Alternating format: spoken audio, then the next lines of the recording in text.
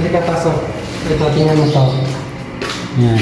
Ito yung bahay kapag napabayaan, kapag pinaupahan tapos hindi ano yung pagpapagawa, kapag may sira hindi kaagad napapagawa. Yan, ang daming butas, oh. Tapos papagawa pa to dito ng kwarto. Yan. Tapos kita niyo sa taas, yun yung sa buhos flooring. Kapag walang spacing, dikit yung bakal sa plywood. Ayan, kapag nagbuhos, ayan ang resulta. Ayan, so ayusin natin, nire-repair natin yan. Tapos dito may mga sira pa.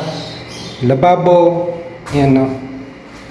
Oh, grabe, daming sira. Ayan. Tapos yung CR, barado. Ayan, tapos yung mga PVC. I-repair natin yan lahat.